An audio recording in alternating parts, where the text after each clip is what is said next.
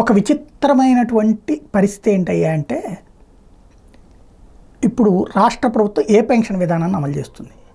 CPS, GPS, UPS, ఈ మూడిట్లో CPS అనేటటువంటిది ఇది ఓపీఎస్. ఇంకొకటి ఓల్డ్ పెన్షన్ స్కీమ్ కావాలన్నది ఉద్యోగుల డిమాండ్. సిపిఎస్ 2004 నుంచి అమల్లోకి వచ్చింది. జిపిఎస్ జగన్మోహన్ రెడ్డి తీసుకొచ్చినటువంటి గ్యారంటీ పెన్షన్ స్కీమ్ 50% చిట్ట చివరి జీతం మీద 50%, అంటే టోటల్ చిట్ట చివరి జీతంలో 50% లాంగ్ బతికున్నంత కాలం పెన్షన్ ఇవ్వడం అన్నట్టు.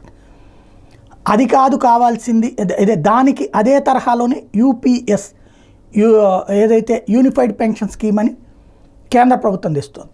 ఇప్పుడు ఆల్రెడీ రాష్ట్రంలోని ఉద్యోగ సంఘాలు యూపీఎస్ని వ్యతిరేకిస్తున్నాయి, ఓపీఎస్ఏ కావాలంటున్నాయి. ఈ నేపథ్యంలో ఆంధ్రాలో ప్రస్తుతం ఏమవుతుంది? జీపీఎస్ అమలవుతుంది.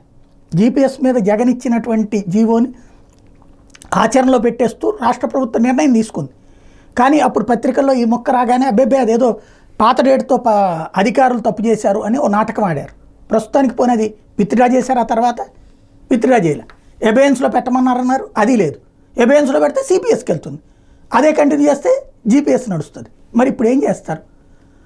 ఓపీఎస్ తీసుకొస్తారా, లేదా ఎన్డీఏ ప్రభుత్వం ఉంది కాబట్టి అని యూపీఎస్ తీసుకొస్తారా? మరి ఉద్యోగులు దీనికి అంగీకరిస్తారా?